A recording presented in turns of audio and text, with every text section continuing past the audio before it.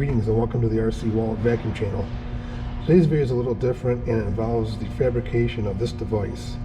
This came about because I will be doing some filming on RC vehicles on a steep side hill in my woods.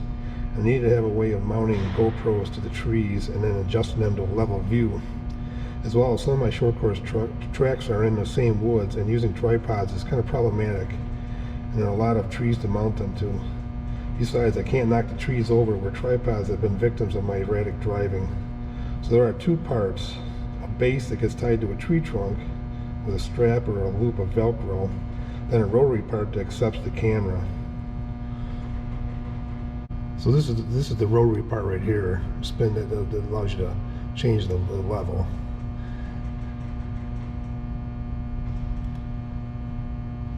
And then the base right here, the strap would go right through this and wrap around a tree and tie it in place. And then you can, obviously your GoPro gets mounted right into here. And I got it set so there's already a stud coming from the back and a wing nut to tie those two parts together. And then there'll be a hex nut, a 5mm 0.8 hex nut pressed into here, and you use the stock GoPro fastener to tie that in place.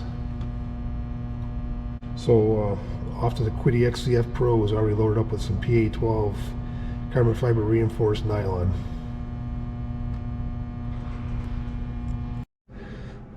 So the base is now printed off.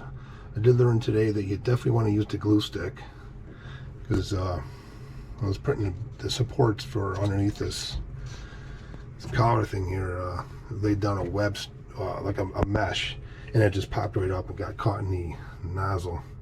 So I put the glue stick down and it went down fine. So I'm going to let this cool, and I'm going to pop it out, and I'm going to print the rotary part. So a couple of the first things I was printing were completely flat on the bottom with no openings for support, and they printed fine without the glue stick. But this, this definitely needed the glue stick. That's the support for the hex. That's where the bolt gets pressed into, and then this gets popped out here because that's where the loop of Velcro or whatever straps through there. So this will be the base that goes to the tree, and next step is going to be to print the rotary part that goes off of here that attaches the GoPro. See how that works.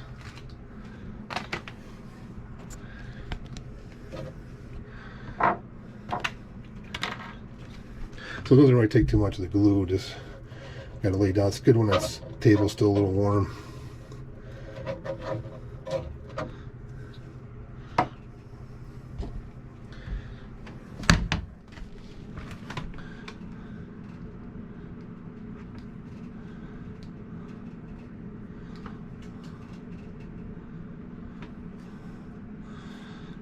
That's going to be the rotary part.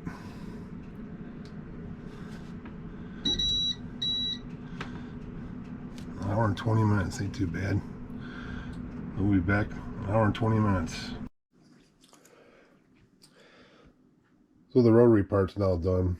It's got to do some post-process on it, and put them together and see what we end up getting.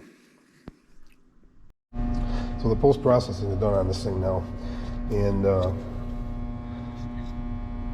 bolt slid into that hex really good, and the same with that nut. So there's an FYI, if you looking to print parts where you're going to press fasteners in like that, in your CAD models, you extrude the polygon out to the same dimensions of the fastener. Everything comes together well so that the tolerance of the machine and plastic expansion, stuff like that, works out to, it presses in really well. Now in the case of like a hole, like a 1/4 inch hole, if you stick the 0.25 in your model, you have to drill it out a little bit, so you definitely want to add 10 or 15 thousandths to your hole when you in your actual CAD model. So I'm going to hook this thing up and give you a demo of what its basic idea was. So the big design idea behind this was if you do a lot of wilderness filming with GoPros, especially if you have multiple cameras, instead of having to lug out tripods and stuff like that and risk hitting them depending on what kind of filming you do, these would go out, and since I'm not in a forest right now, you have to use your imagination, and we'll consider this a tree, a big yellow tree Must be on yellow pines I've heard of. Unfortunately, vandals have already spray painted DeWalt on the side of it, but it'll still work for this demo. So that's all it takes to attach it, and then you can adjust the height this way, and then it's got the rotary. You want a level to get it on a crooked tree or something like that on the side of a hill, which is what I originally set up for it to do. You can just loosen it up and spin it where you want. Think about it, I'm going to print more of these in the back. Where the loop comes through, I'm going to move that down to here so this camera can tilt back more. So that's it in a nutshell. Thanks for watching.